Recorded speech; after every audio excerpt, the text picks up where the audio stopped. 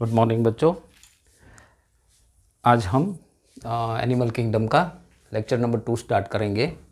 आगे हमने जो डिस्कस किया था उसका थोड़ा डिटेल में जाएंगे। ये पार्ट ऑफ टेक्स्ट बुक नहीं है, लेकिन इसमें से बहुत साल क्वेश्चन पूछे गए हैं, इसीलिए मैंने इस यहाँ पे कवर किया गया है। तो वो इसमें से बहुत बार ये इंट्रा एक्स्ट्रा सेल्यूलर है एक्सेट्रा सब क्वेश्चन पूछे हैं, तो वन बाय वन हम डिस्कस करेंगे।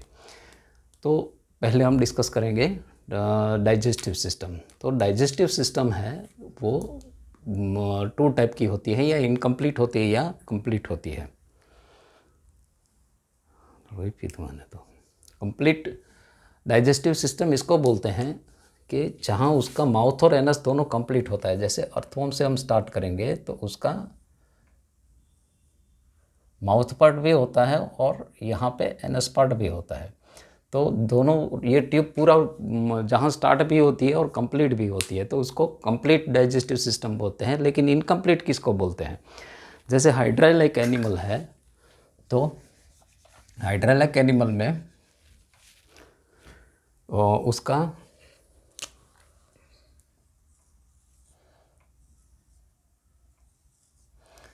खाने का और निकालने का दोनों का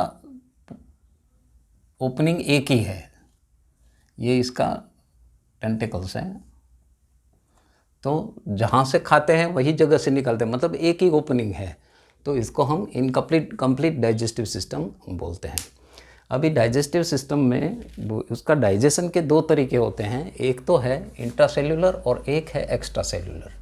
तो इंट्रासेल्यूलर एक्स्ट्रा सेल्यूलर में डिफरेंस क्या होता है कि जैसे लोअर क्लास ऑफ एनिमल या सिंगल यूनिसेल्यूलर एनिमल्स है, जैसे अमीबा है, तो वो पूरा खाना अपने बॉडी के अंदर ले लेता है और ये पूरा डाइजेशन उसके सेल के अंदर ही होता है और फिर बाद में उसको एक्सक्रीशन करता है या रिमूव कर देता है।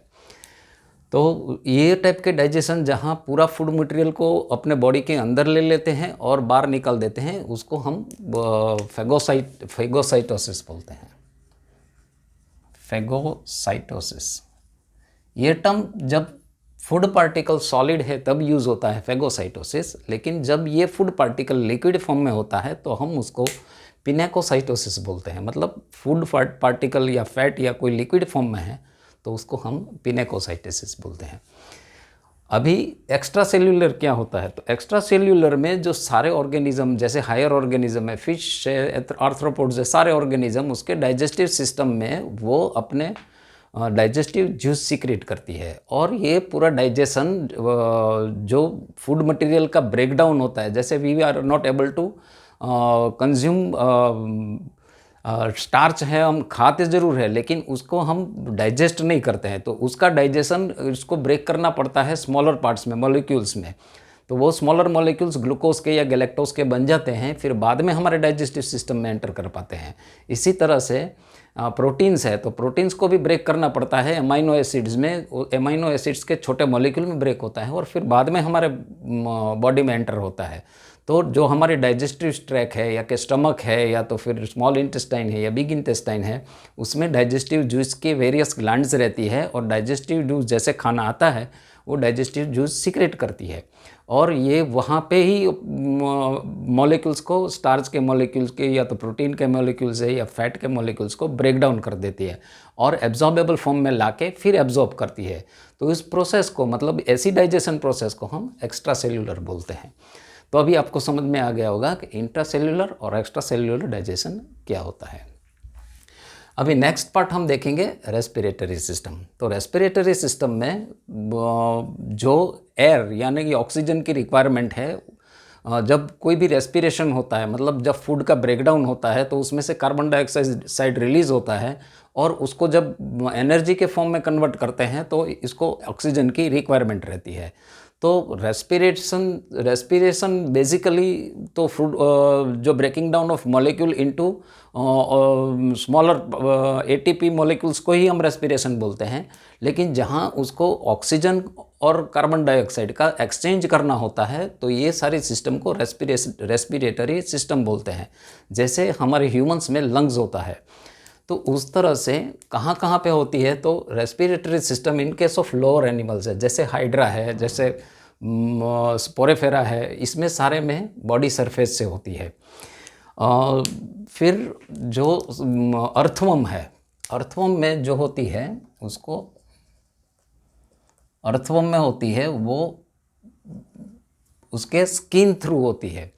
और जो कॉकरोचेस वगैरह इंसेक्ट है उसमें उसकी रेस्पिरेशन की सिस्टम है, उसको ट्रैकियरी सिस्टम बोलते हैं। और जो हायर एनिमल्स है उसमें लंग्स होता है, गिल्स भी होती है, लंग्स होती हैं, गिल्स भी होती हैं। तो ये वाले सिस्टम को हम, स्किन से जो रेस्पिरेशन होती है उसको हम क्यूटेनियस बोलते हैं, इसको ट्रैकियरी बोलते हैं, ट्रैकियरी। लंग्स से जो रेस्पिरेशन होती है उसको हम पल्मोनरी बोलते हैं, गिल्स से जो होती है उसको हम ब्रैकियल बोलते हैं। तो ये हुई हमारी रेस्पिरेटरी सिस्टम की पार्ट। अभी हम बात करेंगे सर्कुलेशन की। तो सर्कुलेशन में ब्लड सर्कुलेशन की हम बात करते हैं। तो ब्लड सर्कुलेशन में तो दो टाइप के सिस्टम होते हैं, ओपन और क्लोज सिस्टम। ओपन सिस्टम में क्या होता है कि उसके जो वैकेंट पोर्शन है उसको बोलते हैं साइनस। जैसे फिश है तो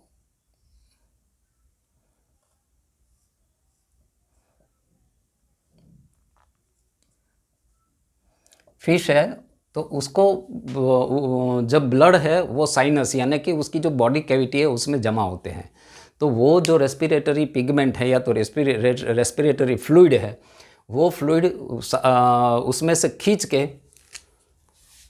ये पहले एक चैम्बर में आता है जिसको बोलते हैं साइनस विनोसिस, फिर ऑरिकल में आता है, फिर वेंट्रिकल में आता है, और फिर बाद में यहाँ से जाके गिल्स में जाता है, गिल्स से जाते पूरा बॉडी ऑर्गन में जाता है, और बॉडी ऑर्गन से फिर ये जो कैविटी होती है, सीलोम होता है या कैविटी होती है, उसमें जाता है, उसको हम साइनस बोलते हैं, और फिर से ये साइनस विनोसिस से फिर से ये हार्ट में चला जाता है।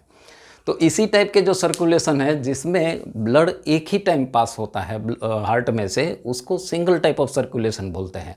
मतलब हार्ट में से अगर ये यहाँ साइनस में से ब्लड खींच के यहाँ हार्ट में आया, हार्ट में से फिर बाद में ये लंग्स में गया, लंग्स में से ऑक्सीजनेटेड होके ऑर्गन में गया, ऑर्गन में से जो भी ऑक्सीजन की रिक्वायरमेंट है वहाँ से ऑक्सीजन उसका निकाल दिया, कार्बन डाइऑक्साइड ब्लड में ऐड हो गया, और फिर बाद में यहाँ से फिर से साइनस में आ गया, और फिर से ये अंदर एंटर होता है हार्ट में। तो ये पूरा सर्कुलेशन ओनली वंस होता है। तो इस टाइप के सर्कुलेशंस को हम सिंगल सर्कुलेशन बोलते हैं। ये वाला ओपन सर्कुलेशन है। तो क्लोज सर्कुलेशन क्या है? तो क्लोज सर्कुलेशन में जैसे हमारा हार्ट है, तो ये हार्ट के ब्लड वेसल से कभी ब्लड बाहर निकलता ही नहीं है। तो उस टाइप के जो सर्कुलेशन है उसको हम क्लोज सर्कुलेशन बोलते हैं। और अभी ये सर्कुलेशन में सिंगल सर्कुलेशन हमने देख लिया, तो डबल सर्कुलेशन क्या है वो भी देख लेते हैं। डबल सर्कुलेशन में हार्ट में से ब्लड 2 बार पास होता है। तो अभी ये हमारा हार्ट है, रफली मैं ये हार्ट ड्रॉ करता हूँ।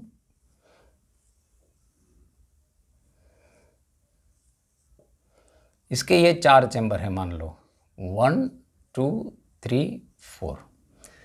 तो ये 4 चैम्बर में से ये ब्लड 2 बार पास होगा। जैसे कि एक बार ब्लड पास होता है, मतलब चलो हम एक बार मान लेते हैं कि यहाँ पे हमारा कोई ऑर्गन है, suppose it is a stomach को हम ऑर्गन मान के चलते हैं। तो स्टमक में से ये वाला जो डीऑक्सीजनेटेड जो ब्लड है वो यहाँ से एंटर होके फिर ये चैम्बर में आएगा। डीऑक्सीजनेटेड जब यहाँ पे आएगा तभी ये वाला ये दूसरे चैम्बर में आएगा, यहाँ से जाएगा लंग्स में। लंग्स में से दोनों तरफ के लंग्स में से निकल के ये वाले चैम्बर में फिर से एंटर होगा, और ये वाले चैम्बर से ऑक्सीजनेटेड ब्लड फिर से यहाँ पे स्टमक में आ जाएगा। तो इसी प्रोसेस में हम देखते हैं कि ब्लड 2 बार हार्ट में एंटर हुआ है। एक बार डीऑक्सीजनेटेड एंटर हुआ, दूसरी बार ऑक्सीजनेटेड एंटर हुआ। तो ये जो 2 बार हार्ट में जब ब्लड एंटर होता है तो उसको हम बोलते हैं डबल सर्कुलेशन। तो ये डबल सर्कुलेशन में ये, और पूरा हम जब ह्यूमन फिजियोलॉजी देखेंगे उसमें auricle, ventricle, superior vena cava, inferior vena cava ये सब देखेंगे। लेकिन बेसिकली आप समझ लो कि जो 4 चैम्बर्ड हार्ट होता है उसमें डबल सर्कुलेशन होता है। लेकिन सिंगल सर्कुलेशन और डबल सर्कुलेशन के बीच में भी एक आता है, उसको बोलते हैं मिक्स सर्कुलेशन। मतलब जिसके पास 3 चैम्बर होती है या 3.5 चैम्बर होती है।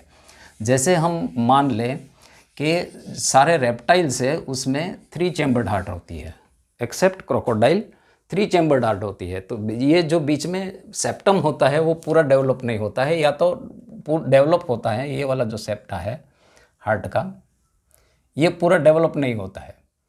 ये वाला सेप्टम पूरा डेवलप, ऑरिकल का पूरा सेप्टम डेवलप होता है, लेकिन यहाँ का जो सेप्टम है पूरा डेवलप नहीं होने की वजह से यहाँ से मिक्स ब्लड जाता है।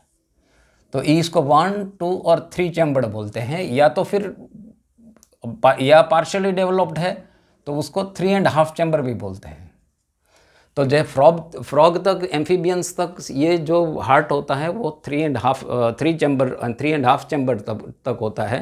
फिर बाद में crocodiles as a exception in reptile 4 chamber heart होता है, लेकिन कॉर्डेट्स में पूरा 4 चैम्बर आपको मिल जाता है। तो ये हुई ब्लड सर्कुलेशन की बात। अभी हम बात करेंगे एक्सक्रीटरी सिस्टम की। एक्सक्रीटरी सिस्टम एक्सक्लूसिवली जो नाइट्रोजीनियस वेस्ट का रिमूवल है उसी को हम एक्सक्रीटरी सिस्टम बोलते हैं। तो एक्सक्रीटरी सिस्टम में 3 टाइप की सिस्टम होती है, एमेनोटेलिक, यूरिकोटेलिक एंड यूरियोटेलिक। मतलब जो अगर एमोनिया हमारे बॉडी से निकलता है तो इस बॉडी किसी भी बॉडी ऑर्गेनिज्म से बॉडी से बाहर निकलता है तो वो एमोनिया को डायरेक्टली भी रिमूव कर सकते हैं, तो इसको बोलते हैं एमोनोटेलिक। फिर बाद में अगर वो एमोनिया को यूरिक एसिड में कन्वर्ट कर देती है बॉडी तो उसको बोलते हैं यूरिकोटेलिक। फिर बाद में अगर वो एमोनिया को यूरिया में कन्वर्ट कर देती है तो उसको बोलते हैं यूरियोटेलिक। तो एमोनोटेलिक मोस्टली जो एमोनिया रिमूव करना होता है तो बहुत सारा पानी चाहिए होता है। तो सारे एक्वेटिक एनिमल्स हैं जो पानी में रहते हैं, जिसको प्लेंटी ऑफ वाटर अवेलेबल है एमोनिया निकालने के लिए, उसमें एमोनोटेलिक एक्सक्रीशन होता है। लेकिन फिशेस में एक बोनी फिश ऐसी है जिसमें एमोनोटेलिक होता है। बाकी रेस्ट ऑफ द फिश है वो यूरिकोटेलिक रहती है। और रेप्टाइल्स और सारे बर्ड्स हैं वो यूरिकोटेलिक होते हैं। हम यूरिकोटेलिक अपने बर्ड्स की जो फीकल मैटर या तो जो एक्सक्रीटा देखते हैं तो उसमें एक वाइट पोर्शन भी दिखता है, तो वो वाला जो वाइट पोर्शन है वो यूरिक एसिड का होता है, तो इसको यूरिकोटेलिक बोलते हैं। और दूसरी चीज़ जानने जैसी है कि यहाँ पे उसके एक्सक्रीटरी ट्रैक, एक्सक्रीशन का ट्रैक, रिप्रोडक्शन का ट्रैक और डाइजेस्टिव सिस्टम का ट्रैक, ये तीनों ट्रैक मिलके बार एक्सक्रीशन जब बाहर निकलता है, मतलब तीनों की ओपनिंग एक ही होती है, तो उसको हम बोलते हैं क्लोएका। तो बर्ड्स में है, रेप्टाइल्स है, इसमें हम इवन इन इंसेक्ट्स ऑल्सो हम क्लोएका देखेंगे। यूरियोटेलिक, तो यूरियोटेलिक में तो हमने देखा कि वो इन अ फॉर्म ऑफ यूरिया है जो निकलता है, उसको यूरियोटेलिक बोलते हैं।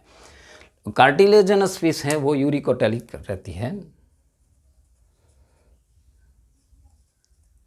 ये सारे मैमल्स हैं यो यूरियोटेलिक में आते हैं। अभी कहाँ से निकलती है और कौन सी उसके पास सिस्टम रहती है, तो अलग अलग ऑर्गेनिज्म के पास अलग अलग सिस्टम रहती है।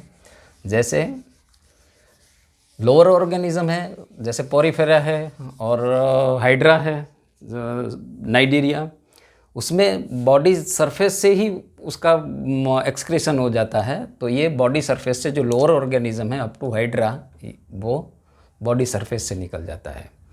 फिर प्लेटीहेल्मिन्थेस में एक स्पेशल टाइप के सेल रहते हैं, इसको फ्लेम सेल बोलते हैं या सोलेनोसाइट्स भी बोलते हैं,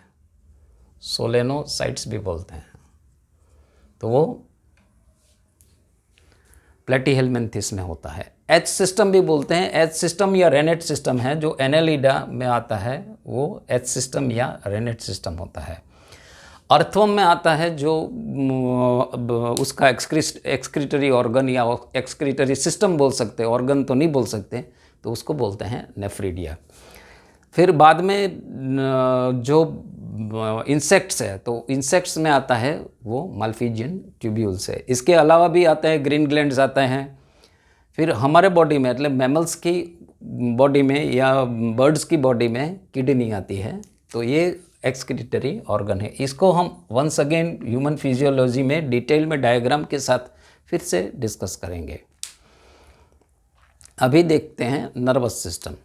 तो नर्वस सिस्टम में जो पोरिफेरा है उसमें तो नर्वस सिस्टम होती ही नहीं है, लेकिन जैसे हम हाइड्रा में जाते हैं तो डिफ्यूज्ड सेल रहते हैं जो नर्वस सिस्टम का काम करते हैं, लेकिन एक्सक्लूसिवली ये नर्वस सिस्टम है ऐसा हम नहीं बोल सकते हैं। तो हाइड्रा में डिफ्यूज्ड रहती हैं, लेकिन जैसे हम आगे बढ़ते हैं प्लेटीहेलमिन्थेस तक बढ़ते हैं तो एक लैडर टाइप अरेंजमेंट आ जाती है। ऐसा एक और कॉर्ड रहता है, एक दूसरा नव कॉर्ड रहता है, और ऐसी लैडर टाइप अरेंजमेंट आ जाती है। इसको हम बोलते हैं लैडर टाइप अरेंजमेंट। फिर जैसे और आगे बढ़ते हैं, मोलस्क तक आगे बढ़ जाते हैं, तो उसमें गैंग्लियन आना शुरू हो जाते हैं। मोलस्क में गैंग्लियन आना स्टार्ट हो जाता है। पीएनएस और सीएनएस सिस्टम, हमारे जो मैमल्स की जो सिस्टम होती है उसको हम पेरिफेरल नर्वस सिस्टम और सेंट्रल नर्वस सिस्टम, यानी ब्रेन, नोटोकॉर्ड सब डेवलप हो गया होता है और दो पार्ट में डिवाइड हो जाती है। उसको पेरिफेरल नर्वस सिस्टम और सेंट्रल नर्वस सिस्टम बोलते हैं। रेस्पिरेटरी सिस्टम में एक और चीज़ डिस्कस करनी बाकी रह गई है, वो है पिगमेंट। तो दो टाइप के पिगमेंट मिलते हैं हमको, या तो हीमोग्लोबिन होता है या तो फिर हीमोसाइनिन रहता है। हीमोसाइनिन रहता है, हीमोसाइनिन है वो कॉपर बेस्ड है, वो आपको मोलस्क में मिलेगा। और हीमोग्लोबिन है, देयर इज टू पॉसिबिलिटी कि ये आरबीसी में भी पाए जाएंगे या तो फिर प्लाज्मा में पाए जाएंगे।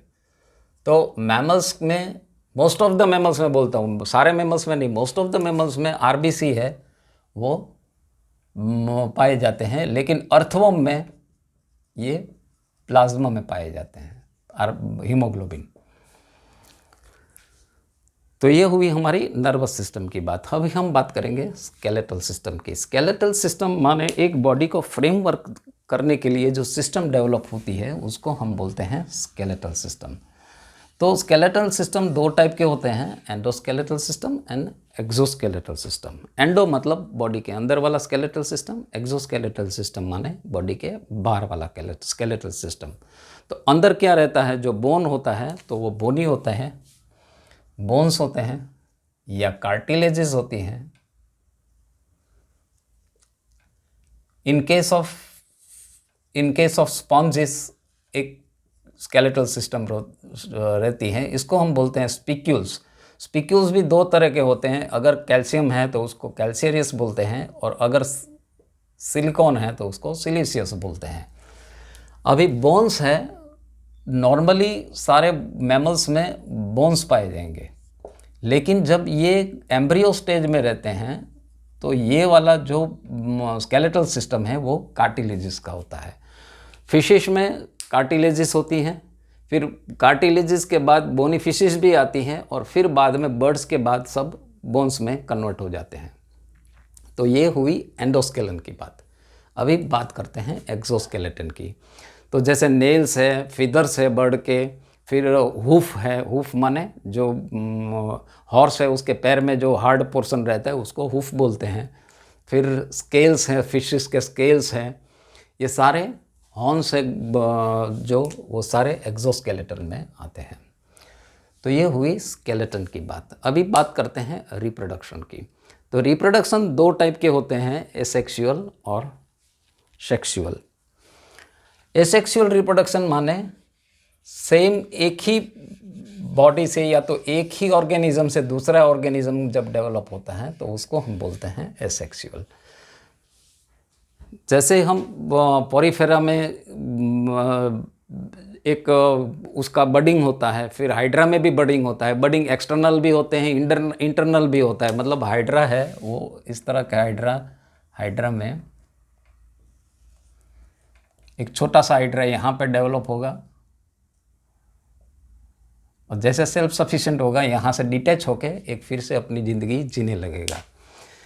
तो ये इस तरह की रिप्रोडक्शन हम लोअर एनिमल में देख सकते हैं रिप्रोडक्शन की। और प्लेटीहेलमिन्थेस है, फिर इवन स्टारफिशेस है, उसमें अगर रीजनरेशन की कैपेसिटी बहुत हाई रहती है।